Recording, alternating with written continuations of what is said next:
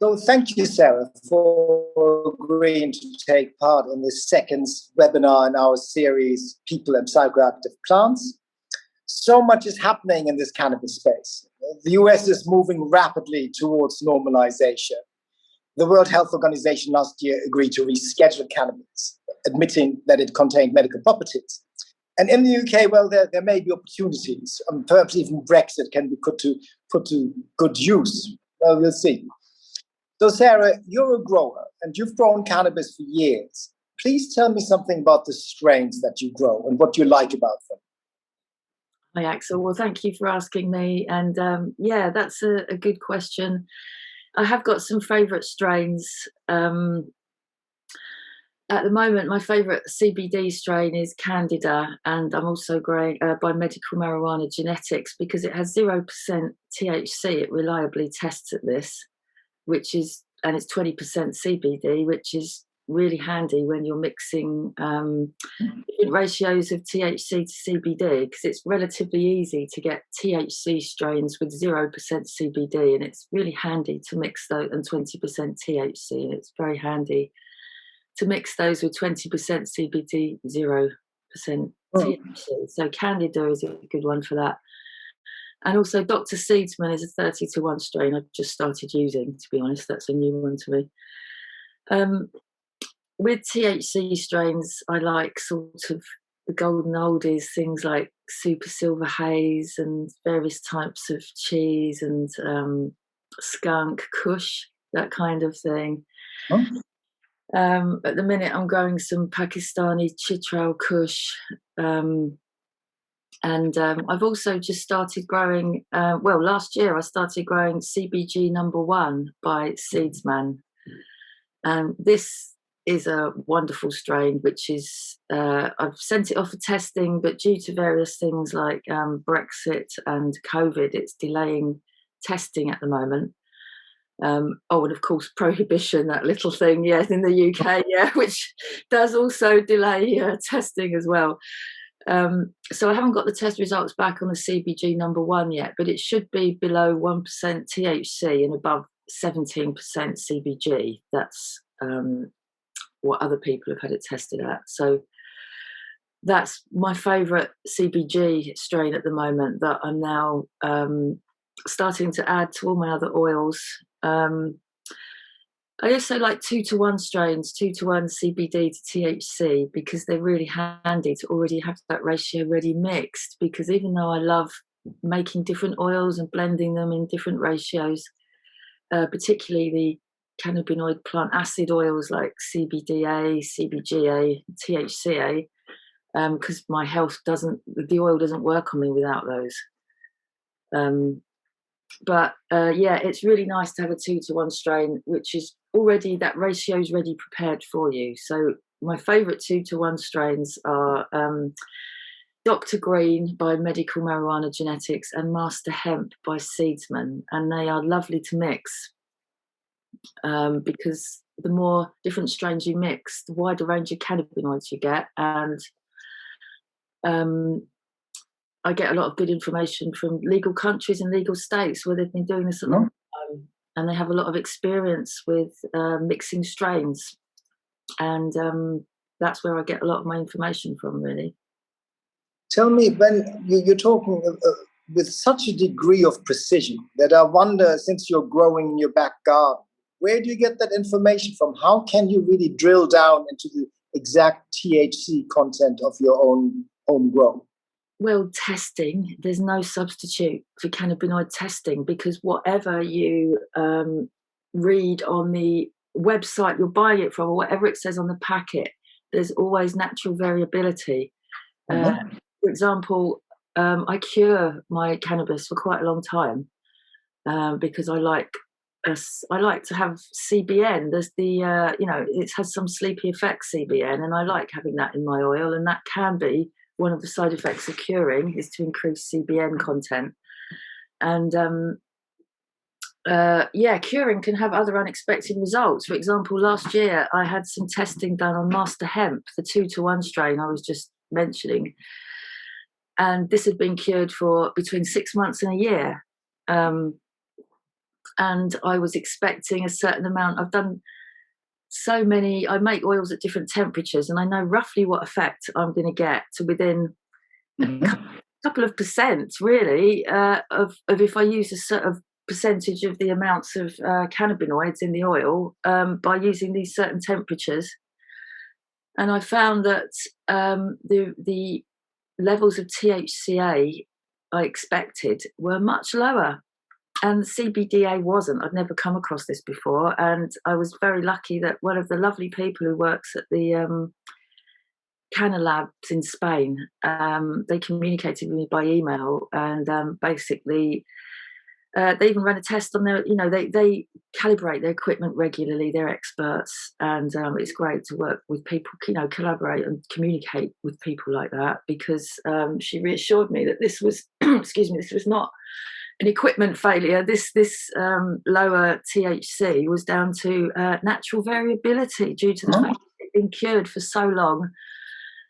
Things change, you get some unexpected results. So what I'm saying is there's always that. You always get natural variability, which means you're never going to get, that there will be some variance, is what I'm saying. It won't always be exactly the same as what you expect. But in general, it's pretty easy to get the right ratios, the right percentages. And when I say the right ratios and the right percentages, I mean what you set out to make, because everybody needs slightly different types of oil. And one of the problems with getting prescription cannabis oil, which I probably will never get, or it will take 10 to 20 years with the types of oil that work on me, is that I use different oils for different times of day, different times of the year, and different times of life. But yeah, as far as making things accurately go, yeah, it's not that difficult. I mean, the only thing I could compare it to, Axel, is making chocolate, because when you make chocolate, you have to temper the chocolate at 37 degrees C. Now, I make a lot of oil at 37 degrees C. The difficulty with oil making comes in where I can't afford equipment or a proper dedicated workshop space that would save me a lot of time and money and labour. And of course, prohibition makes things a bit harder, because doing this work unlicensed means that I have to be prepared to be busted at any given point, which means that I have to make sure a lot of my medicine is, safely stashed away. That's not easy when you have significant health problems and trouble with mobility like me. It makes it more challenging, but in general, it's no more difficult than mixing a food recipe. If you can make a meal or temper chocolate, then you could make cannabis oil in your kitchen. Well, that's very reassuring to know for many. You've mentioned several times medicines, medications, and you are a patient. You are a cannabis patient, aren't you? Can you tell us how cannabis is helping you with your condition? Yes, well, it does. It treats all my symptoms. It's the only medicine that I've taken in my life, having been ill for 30 years now with severe Crohn's disease, and having had a terminal diagnosis, and having nearly died again twice since then from the disease. My symptoms are severe, so I've been working for 29 years on a protocol of functional nutrition and herbal medicine to keep in remission. But my severe symptoms of pain, fatigue, nausea were always difficult to control. The herbal tea, the slippery elm, and I smoked and vaped cannabis for years.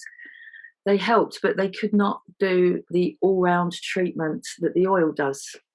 It treats everything, all of my symptoms. And there's nothing else that does that, because my symptoms are so severe and variable. For example, I have upper digestive symptoms of nausea, which will progress to retching and vomiting if I don't treat it immediately. I have lower digestive symptoms of diarrhea, pain, and scarring in upper and lower parts of my digestive system. I have suffered from severe fatigue to the point where I need a wheelchair and pass out and collapse with fatigue and pain.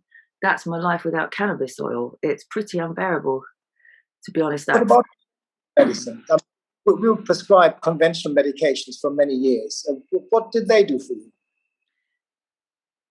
Well, when it comes down to pain, which has ruled my life, pain and fatigue have ruled my life. Number one, there was nothing I could be prescribed for fatigue, absolutely nothing. And nothing I could really be prescribed for the fever. I have an inappropriate inflammatory response to everything. I will have a fever when this interview ends. That's just life. That's just normal for me. And it's something that I can live with really easily with cannabis oil, because it will regulate my internal, my core body temperature, which there's no pharmaceuticals that can do that.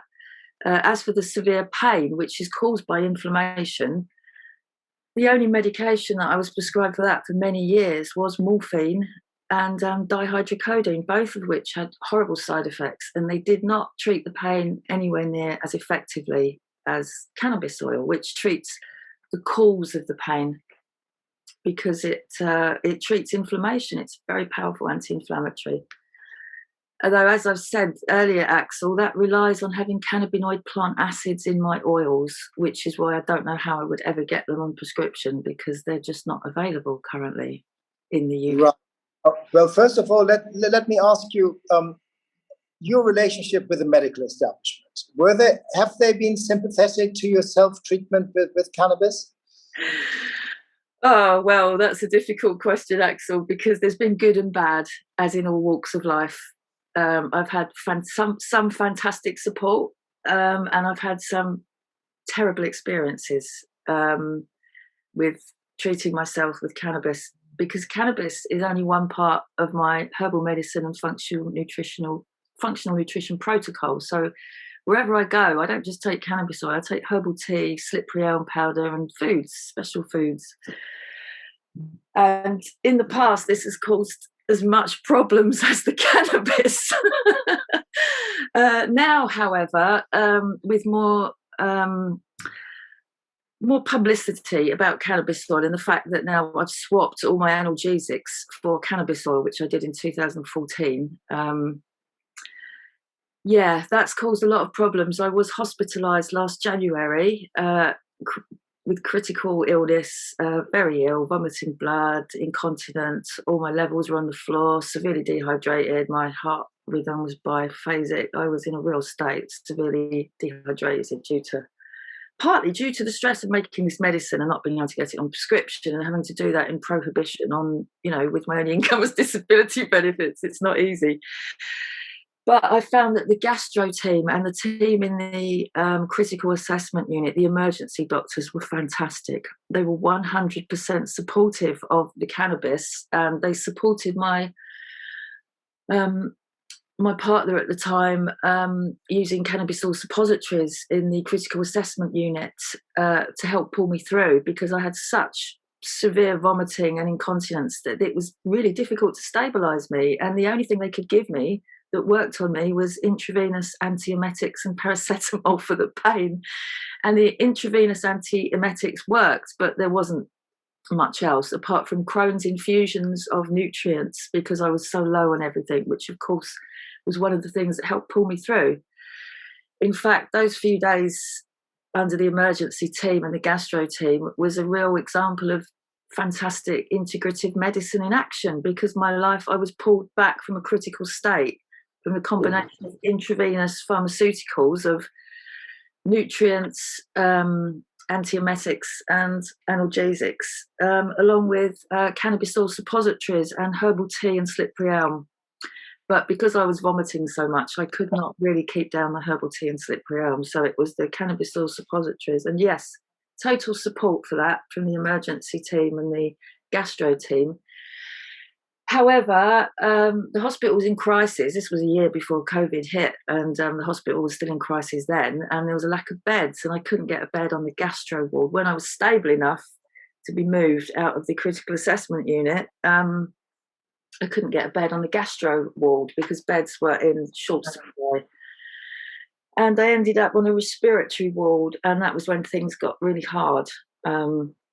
Because my illness is hidden and variable, and one of the respiratory consultants was really anti-cannabis, partly because my medicine was unlicensed. And under his treatment, it was pretty horrendous, actually, Axel, which involved in shouting.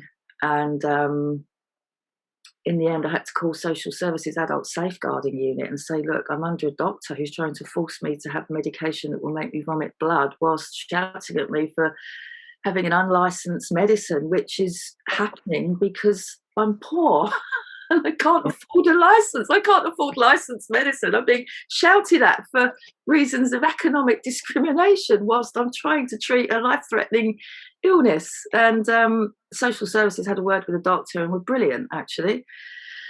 And I was moved to a different doctor and things got easier. But there was a time period where I had to, again, shout for my rights, which I've had to do many times in the past with functional foods, because there was times when I've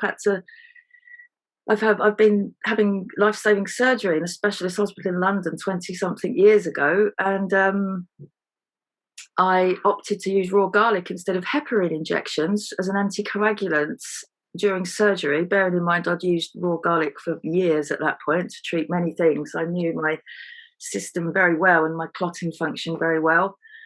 And I was shouted at then and forced to sign a legal disclaimer. So it's nothing new for me that's been, unfortunately, having to fight for my rights has been an ongoing situation. But now, since that hospitalisation, I have a fantastic general practitioner who supports me. And just before that incident happened, I managed to get a fantastic specialist doctor at my NHS hospital in London, a specialist hospital I'm still under, who is fully supportive, and to be honest, he's the only specialist doctor I've had in 29 or 28 something years who has been understanding of things like the endocannabinoid system and microbiome. And this is because he was on the board of directors that approved Sativex on prescription. Something like the glimmer of light, to be honest. And the combination of him and my GP. Also, I must emphasise again, I've had absolutely fantastic support from social services with my whole protocol, including cannabis. They fully support my functional nutrition and herbal medicine protocol, and they know that cannabis is just one part, just one of the herbs that I use, and they support that, and they've been fantastic. I've had great support from mental health services. I've been assessed by a psychiatrist when I was in hospital last year. They fully supported what I'm doing. I'm under a therapist for CBT, and they fully support what they support what I'm doing. In general, people are supportive. It's just comes down to the occasional doctors and nurses, unfortunately, who are anti-cannabis, and I realise a lot of that is down to the fact that I have to use unlicensed medicine. So, but from what I understand from how you're describing it, is that there's been a real shift because you now have a sort of a sympathetic audience, or you get a lot of support from many different people right across the whole range of medical and social services, which I think is very different from, let's say, 20 or 30 years ago, when almost all of them would have been extremely concerned about you self-medicating with cannabis. But I wanted to ask you something, because you said you know your system best, and of course you do.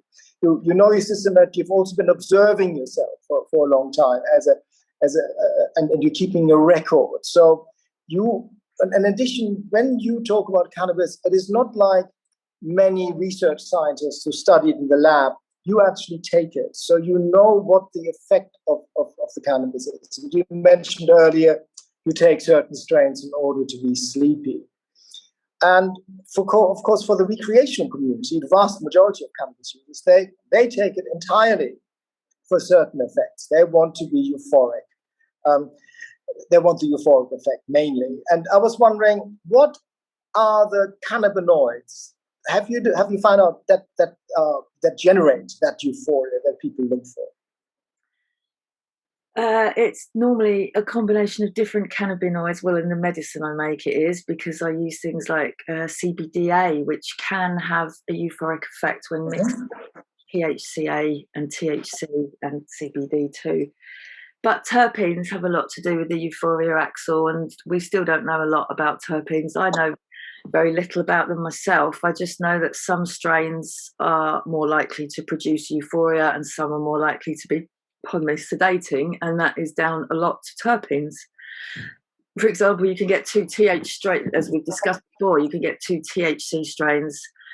One will be energizing with a euphoric edge and uplifting, and the other one will be soporific and have a completely different effect. And that soporific effect often comes from myrcene, one of the terpenes. And this is a really underexplored area that really needs a lot more research. But I find the cannabinoid plant acids have a very uplifting, energizing, and yes, somewhat euphoric effect. And they also treat my severe fatigue and inflammation. Okay.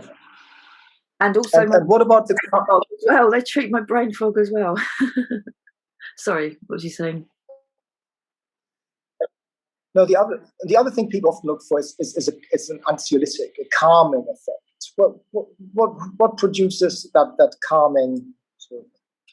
Well, again, terpenes like myrcene, but CBD is a fantastic anxiolytic. CBG that I've been experimenting with over the last year, that also seems to have a lot of anxiolytic effects. It seems to have some amazing effects, actually, that I'm really enjoying trying out at the minute. I mean, you mentioned, the difference with me is that I try these things out on myself.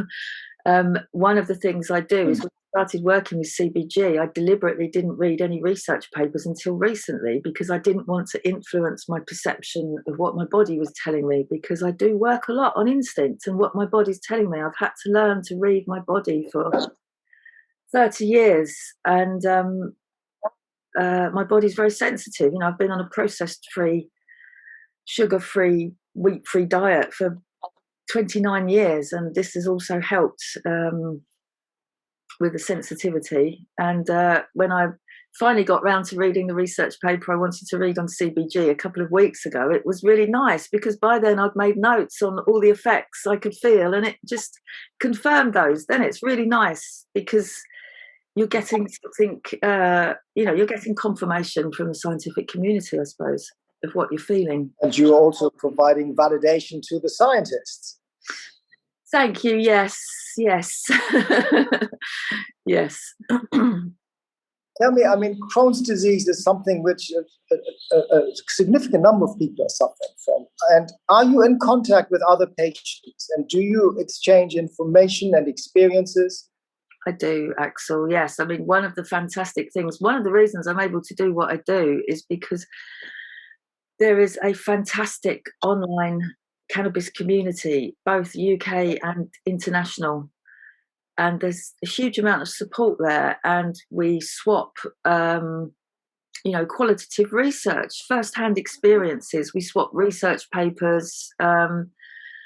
We point each other towards webinars and new papers that have come out, new research, organisations that can help, radio programs where people are interviewed, YouTube videos. There's loads of fantastic YouTube videos where people like Dr. Cristina Sanchez, the molecular biologist in Spain, has done fantastic work on CBD and THC ratios and hormone-reactive cancers. I know that's a bit of a transgression from Crohn's disease, but this community is, I am in contact with Crohn's disease patients, and it's really interesting. I love speaking to other people because I always learn so much, because as I say, all our bodies are individual, and I believe individualized, tailored medicine is the future, because that's how I treat myself. Pharmaceuticals and oil that is the same, cannabis oil that is the same all the time, doesn't work on me. And THC and CBD don't work on me. They aggravate my symptoms without THCA and CBDA, and now I'm working with CBGA and CBG as well. Mm-hmm. But yes, there's a fantastic online community, and there's people I stay in contact with Crohn's disease, so we can, swap notes and, give each other tips, and give each other moral support. more support, I understand. When it comes to tips or even recipes, I mean, there is the challenge that is always when once you take medication outside the laboratory, how would you verify the claims that other people make about a particular strain or a particular combination being efficacious in combating particular symptoms? Well, to be honest, Axel, when I first started doing this about 7 years ago, I used to ask to see people's medical notes because, unfortunately, I'd been to see how things, their blood test results, any scans, to see how things were progressing on the oil with them. Because, unfortunately, I've been victim to a scammer, and this again is one of the dangerous things about prohibition. It's one of the many things that make it really, really bad, and that affected me badly. I lost a lot of trust, and online people do share their medical records and blood test results, scan results, to show when there's a good result and also when there's a bad result, because that's how we learn. So it's important to share actual evidence of this, but of course that is limited again due to prohibition and also due to lack of training in doctors. It's some of the fear which I've encountered in UK doctors about discussing cannabis stems from lack of training, because they're completely thrown in at the deep end. How can I have a conversation with a doctor about my medicine? It's impossible because they know nothing about it. And so that limits, how much claims of efficacy can be verified. But like I say, the results speak for themselves. So when you look at blood test results, scans, and general health, if people can go back to having a meaningful life and having a great quality of life and being able to do things they haven't done for a long time, then obviously something's working. Something else I want to ask you. You mentioned earlier you do not just use cannabis. You have a protocol. Are there any other plants that you grow that you're particularly impressed by for their manifold effects, their range of applications? Well, there's so many herbs that fall into that category, Axel. One I use a lot for topical application with cannabis oil is comfrey, which is a big part of my plant food making as well. And that's a herb that grows itself along with things like cleavers and nettle. Cleavers, cleavers, I cannot speak of highly enough when it comes to lymphatic cleansing. Whenever I get, when I'm really, really poorly, which hasn't happened for about 6 or 7 years now, I get jaundice, and I will go to cleavers and dandelion root tea to clear that, and it works in a matter of days. In 3 days, the jaundice is gone. And along with all my other herbs that I take for my bowel. So there's many other herbs, and the beauty of them, Axel, is that they all work synergistically with each other and with cannabis. So no matter what herb you combine cannabis with, it will improve the function of that herb to some extent, because cannabis regulates every system in the body. So it's basically making your body more efficient, basically. So that will improve the way your cells can metabolize these herbs and absorb them and use them. It's fascinating. But as I say, comfrey is a great one to mix as a topical balm for... Well, I do. I use cannabis oil topically, and I always have comfrey oil in that mix, and I make comfrey oil in the spring. Chamomile is another one that goes beautifully with it. Chamomile also has a fantastic rate with things like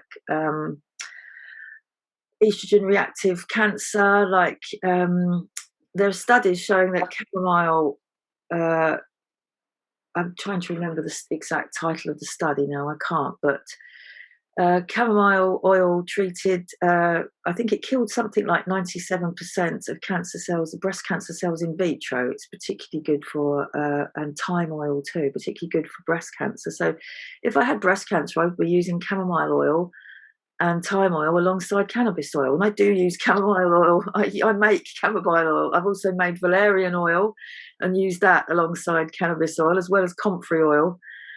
Hops is one I grow myself and use a lot. That works great with cannabis as a sleep aid. I drink that every night. So there's so many herbs. I mean, the way that herbs work synergistically is they also work on many systems in the body or many different aspects of your health. And this is one of the reasons holistic medicine works so well. This is another reason, partly the fear amongst doctors of cannabis, because it treats all systems in the body, and that's how herbal medicine works. You know, you look at the body as one whole organism with every system in a dynamic interaction.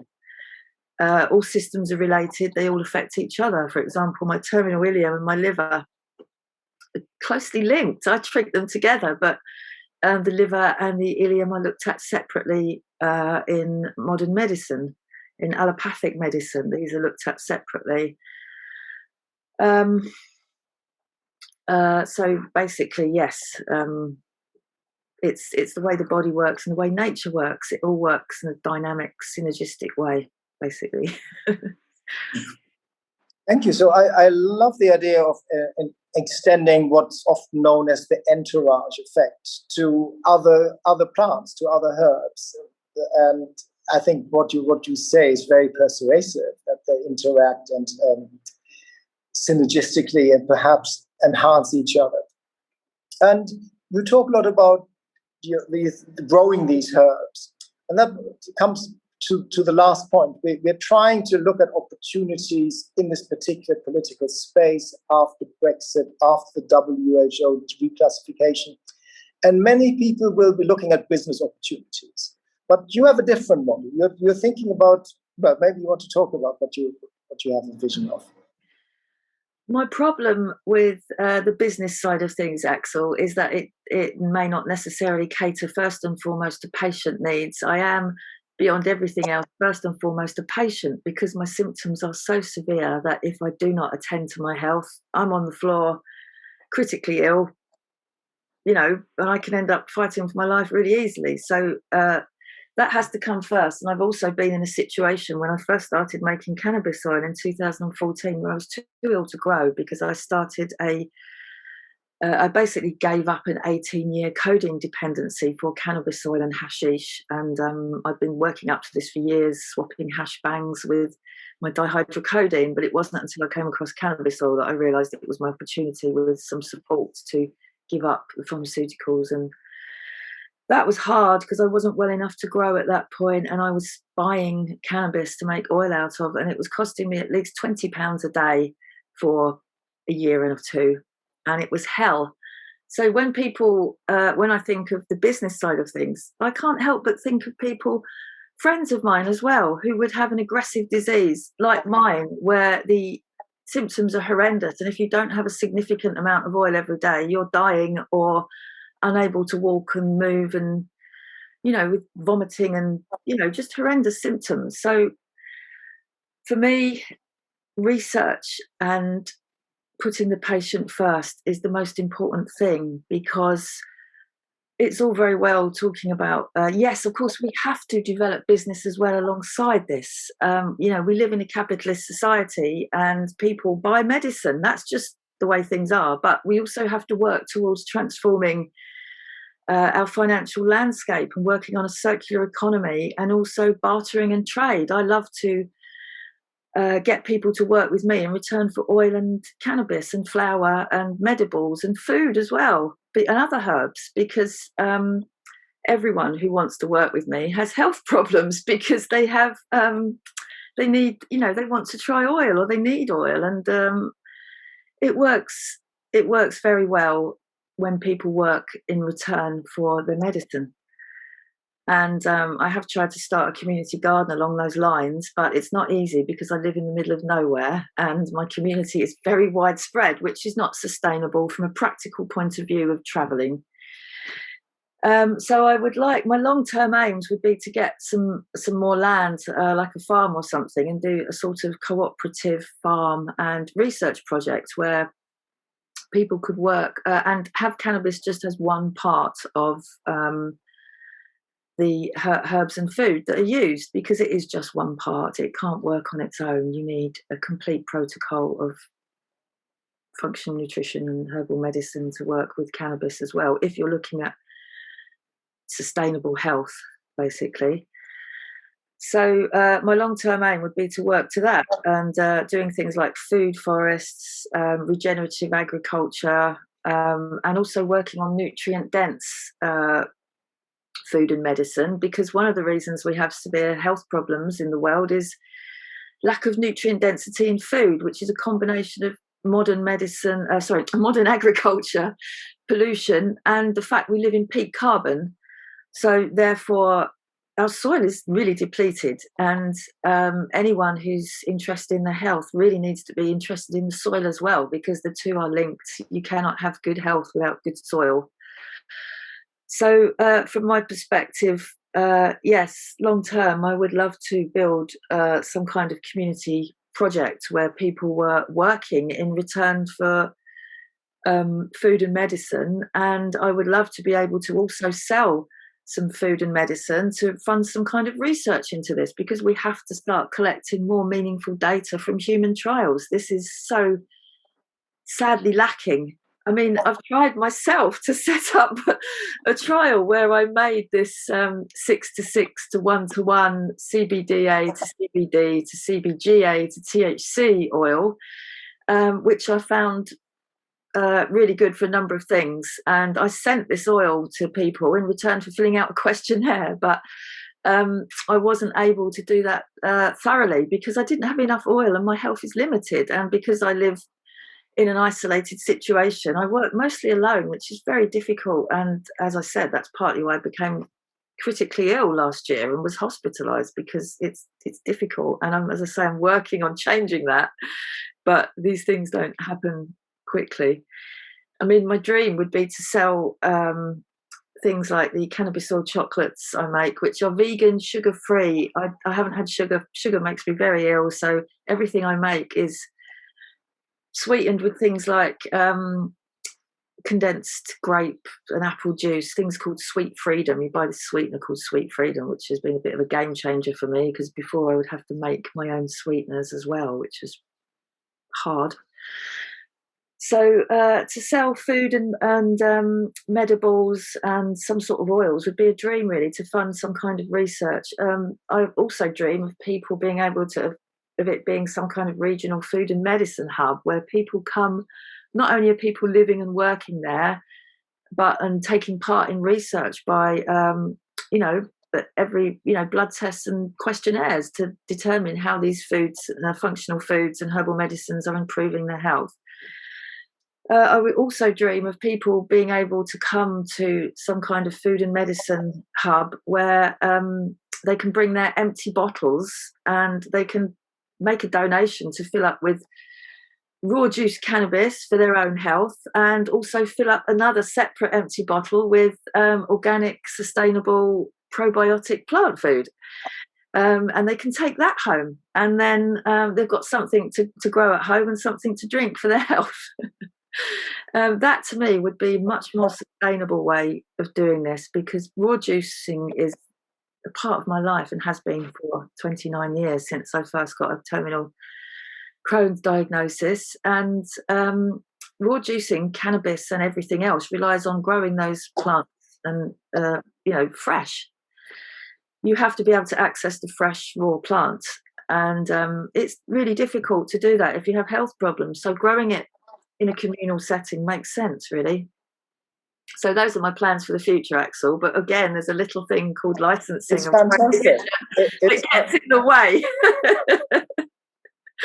But I'm just going ahead. But you've got to have the vision. Yes. I actually view prohibition as a little thing, even though it does make my life harder, because nature is irrepressible, and human beings can't stand in the way of nature, even though they try. It's like King Canute and the turning back the tide. It's just not possible. So I think it's better just to grow as much as you can and embrace your health as much as possible, and recognise that even if you do get busted, many cases are getting thrown out of court or dismissed from court as not being in the public interest to prosecute. There are groups online now like Cbd Future and We the Undersigned on social media who have compiled a lot of documents to show that there is no evidence of cannabis being a dangerous drug with no medical value, and this has actually worked in court, and there's nothing really to be scared of. For me, the scariest thing is my health without cannabis oil. That's way more scary than anything the state can do to me. So I think it's important to focus on your health and try and ignore the immoral laws. Really, it's a moral obligation, really, to do the right thing, as long as we're not hurting anybody and we're trying to live sustainably for our own health and the planet's health. Then we're doing the right thing and should have no fear. Easy to say, always hard to do. Well, I like the idea of prohibition just being a minor obstacle. And yes, we are hoping that it's in the process of deconstruction, and that we are going to normalize our approaches and policies towards these different herbs, these different naturally occurring substances. Maybe at the webinar you'll have an opportunity to again speak about this vision, this community garden, this cooperative, this working together. And there may be people who are attending the webinar, who will be perhaps listening to this interview as well, will be willing to take it up. I know for one that I can recommend the chocolates, and I'll be happy to participate in any more research you're doing. Oil, if you need volunteers, count me in. With that, thank you very much, Sarah. Thank you so much, Axel. Thank you. Take care. Bye. And I'll see you on April Fool's Day. Yes, sounds great. Thank you very much.